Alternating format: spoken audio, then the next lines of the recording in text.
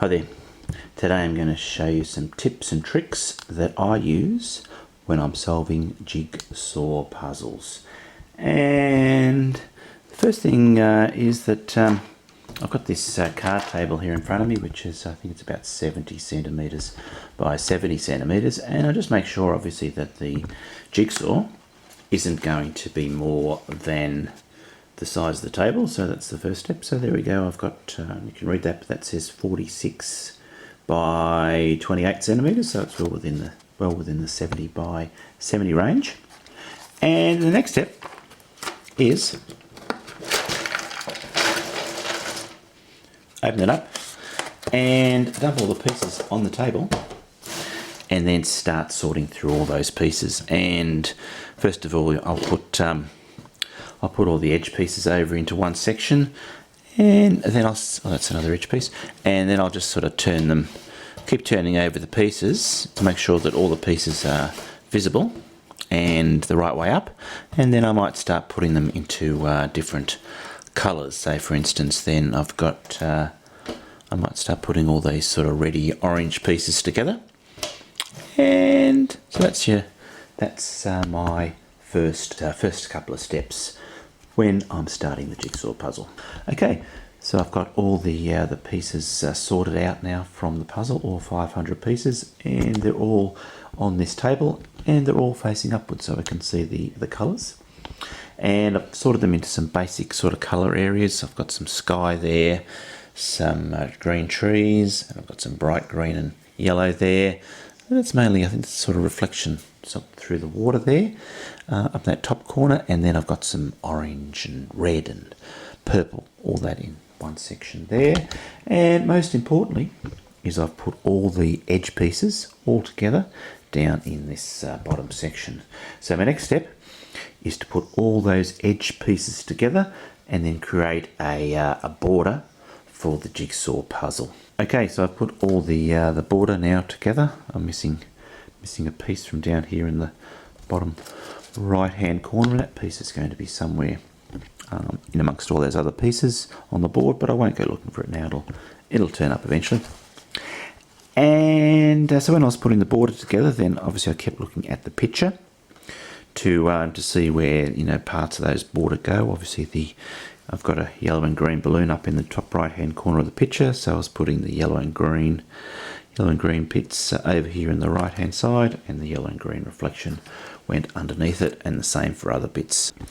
And what I'll do next is I'll do a section that's well, probably the same colour, maybe something to do around with one of these balloons, maybe the yellow and green balloon. I'll do a section of that. Okay, so I've done this top right hand section now. I've put all the yellow and green pieces together for the balloon, so it was good having all those in one place on the board to find those green and yellow pieces. And when you sort of start putting them together, you realise that some pieces are a little bit lighter than other pieces, so it makes it easier to put all those together first, as you slowly find all the right pieces to go in the right place. And then also there's some fine lines down there on the balloon running down, which also helped you know, find the right pieces to go in the right spot. So that all went together relatively quickly. And and also I've done that shoreline along there while I was about it. Okay, so I've done almost half the puzzle now, I suppose.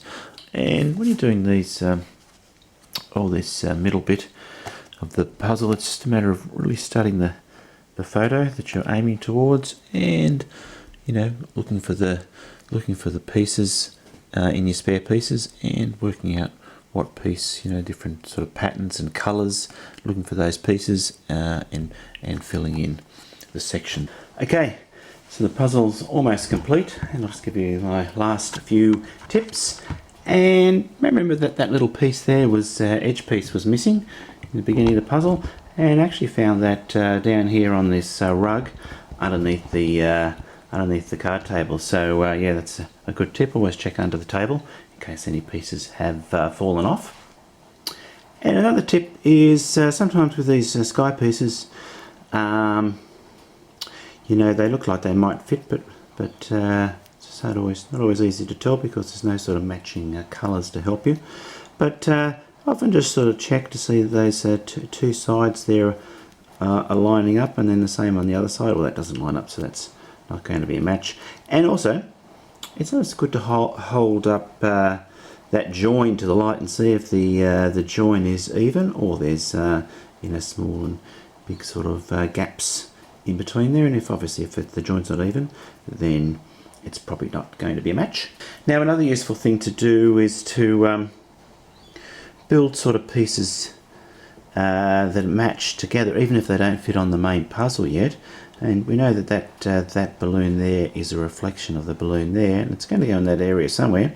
So if it's sort of just sitting there on the puzzle, waiting for the other interlocking pieces to be put in, it's always a good suggestion.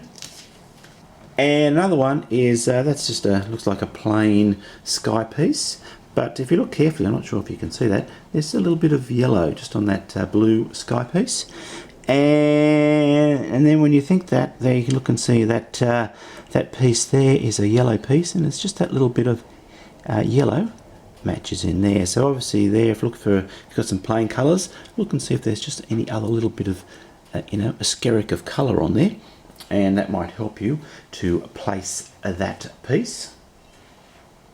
And this middle row, I didn't realise at the time, but it's actually been quite helpful with the puzzle, because all the sharp pieces, the sharp part of the picture, the clear part of the picture is the top section above that line, and all the murky parts, the reflection, is down in the bottom part below that line. So that sort of neatly split the puzzle in two, and any of the and I knew instantly that any sort of piece that wasn't really quite clear belonged below the line. Any of the clear pieces, the sharp pieces,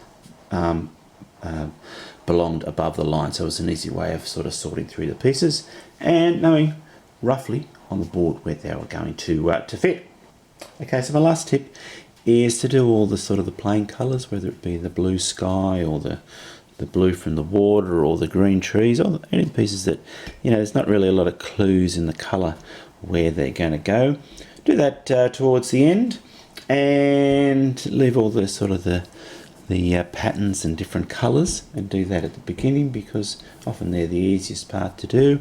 And then when you're left at the end, you've only probably got probably 50 pieces there left, I suppose, and that'll be a lot easier to put those pieces together when you've got less pieces up the top here to sort through and look through and find where they go on the jigsaw puzzle. Okay, so the puzzle is complete, and what I notice when I'm doing jigsaw puzzles is the last few pieces, in this case probably the last 50 pieces, go in place really quickly, probably 10 minutes to put the last 50 pieces in. And it's because all the other pieces are in place, there's not a lot of pieces to choose from, and bang bang bang, they all go into place really quickly. Well, I hope you've enjoyed this video. Thanks for watching, and goodbye for now.